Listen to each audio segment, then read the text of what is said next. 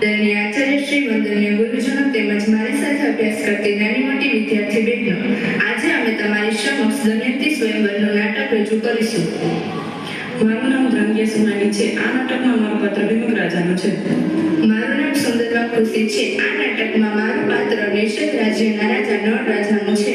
મારું નામ ગોસાઈ ઋષિ છે. આ નાટકમાં મારું પાત્ર દમયંતીનું છે. મારું નામ જાડેજા જાગૃતિ છે. આ નાટકમાં મારું પાત્ર દમયંતીનું સખી છે. મારું નામ પંડ્યા દ્રષ્ટિ છે. આ નાટકમાં મારું પાત્ર ઇન્દ્રદેવનું છે. મારું નામ રાછડિયા કૃતિ છે. આ નાટકમાં મારું પાત્ર યમરાજાનું છે. મારું નામ વગેલા મિશ્રા છે. આ નાટકમાં મારું પાત્ર અગ્નિદેવનું છે. મારું નામ ઠાકર બંસી છે. આ નાટકમાં મારું પાત્ર વરુણ દેવનું છે. મારું નામ સૌકાલી તન્વી છે. મારું નામ ગુલસાણી તન્વી છે. મારું નામ કંટારિયા દીક્ષિત છે. મારું નામ અભિરામ વિક્ષુ છે. આ નાટકમાં અમારું પાત્ર રેડિયોનું છે. મારું નામ જાવ્યા અસ્તી છે. આ નાટકમાં મારું પાત્ર કળિયુગનું છે. મારું નામ ભૂત સાધના છે. આ નાટકમાં મારું પાત્ર દ્વાપરનું. મારું નામ ડાભી હિમાંશી છે. આ નાટકમાં મારું પાત્ર નાગમુનિનું છે. મારું નામ રાઠોડ જ્યોતિ છે. મારું નામ ધારવ્ય નમ્રતા છે. મારું નામ સોનગ્રા વિદ્યા છે. મારું નામ ભોજ સાક્ષી છે. આ નાટકમાં અમારું પાત્ર જાનૈયાનું છે. દેશદ્રાયના મનમાં એવી ઈચ્છા હતી, દમયંતી તેને વરમાળા પહેરાવે. જોયું તો ત્યાં 5 નળ ઊભા છે. આ કંઈક પ્રપંચ લાગે છે. હંસે કહેલી વાત નકામી ગઈ. નળનાથને પરણવાનું રહી ગયું. આ પૃથ્વી પર એક જ નળ છે તેમ સાંભળ્યું હતું, પણ આ કપટી અહીં આવી ચડ્યો. એમ કહી પોતાનો કંઠ આગળ કરે. આ જોઈ દમયંતી ગભરાઈ ગઈ.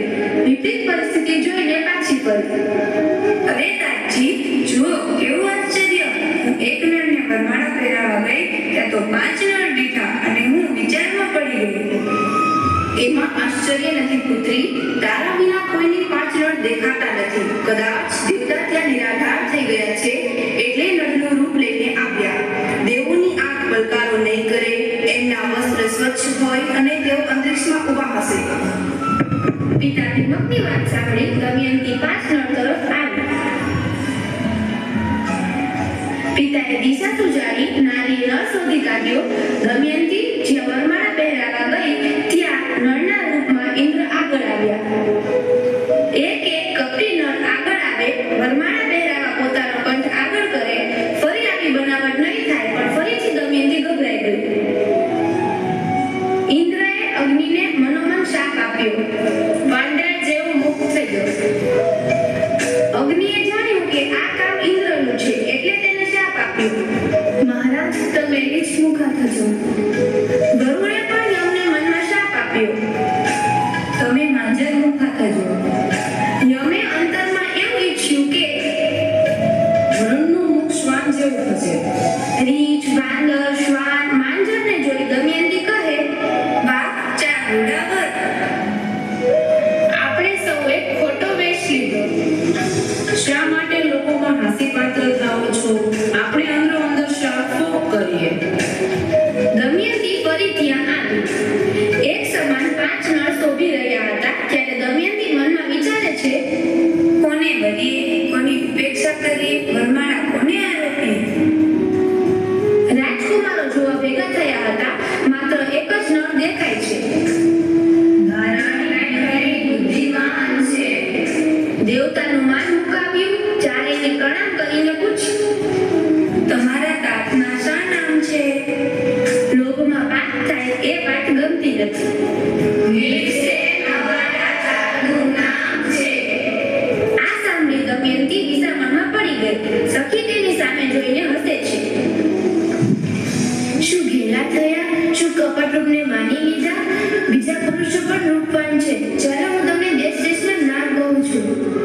દાસી સકળ દેશના રાજાના નામ તેમના ગુણો સાથે કહે છે. તો પણ કન્યાને એક પણ નામ પસંદ ન પડ્યું. એ ફરી 5 નળને જોવા લાગી.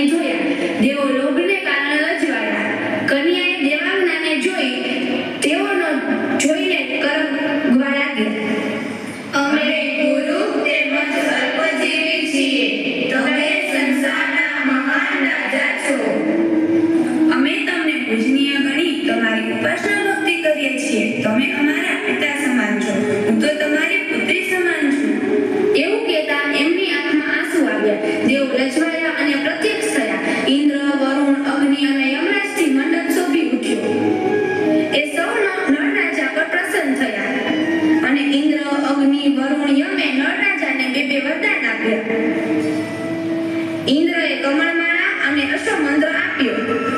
લાખ વર્ષ સુધી એ નહીં સુકાય અને એક દિવસમાં આ અશ્વ 100 જોજન દોડશે. તું અગ્નિથી નહીં દાઝે, તું જ્યાં મને યાદ કરીશ ત્યાં હું પ્રગટ થઈશ. તમે રાજ ભોગવશો ત્યાં સુધી તમારા રાજ્યમાં કોઈને રોગ નહીં થાય અને જે તારી કથા વાચના કરશે તેને ક્યારેય એમનું તેડું નહીં આવે. સાંભળ નરડાઈ, સુપુરુષ નવબલી થશે અને સ્મરણ કરતા તત્કાળ જળ ઉત્પન્ન થશે. રાજાએ 8 વરદાન મેળવ્યા અને દેવોએ દમયંતીને પણ એક વરદાન આપ્યું.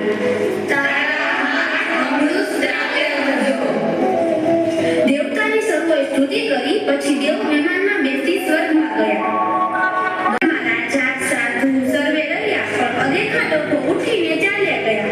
વરકન્યા વિધિસર પરણ્યા અને ભીમક રાજાએ તેમની પુત્રીને સારી એવી પહેરવણી કરી અને નળ દમયંતી બંનેને ભીમક રાજાએ વળાવ્યા. સાથે નીકળ્યા તેવામાં કળિયુગ અને દ્વાપર સામે મળ્યા. નારદે તેમને દમયંતીને પરણવા માટે મોકલ્યા હતા એટલે તેઓ ઉતાવળે શ્વાસે હાંફળા ફાફડા લાગતા હતા. કળિયુગ પાડા ઉપર બેઠો હતો. ગળામાં મનુષ્યના હાડપિંજરના માથાની માળા પહેરી હતી. હાથમાં લોખંડની તલવાર છે. માથું તો સળગતા અંગારાની જેમ ધગધગતું હતું. હમણાં જે રૂપરૂપના અંગાર સમી દમયંતીને વળ્યું. કળિયુગ અને દ્વાપરને સામે મળી દમયંતી નળ રાજાને પરણી ચૂકી છે એ જાણીને કળી ક્રોધથી પાછો ફર્યો. જો રણે મને દમયંતી સાથે પરણવાનું ન દીધો તો આજથી હું તેની પાછળ પડી જઈશ. નળ રાજા પોતાના નગરમાં આવ્યા અને દમયંતી સાથે રહીને સુખેથી રાજ કરે છે. બંને પતિ પત્ની વચ્ચે પ્રેમ છે અને બંને જીવનમાં સત્ય અને નિયમને આચરે છે. કુળ ધર્મનું પાલન યજ્ઞાદિક કર્મો પણ કરે છે. તેમાં કળિયુગનું જાણતું નથી તેથી તેઓ જ્યાં ત્યાં ફરે છે પરંતુ તે સત્યને કારણે નગરમાં પ્રવેશી શકતો નથી. હજારો વર્ષ વીતી ગયા. દમયંતીને એક બાળક થયા.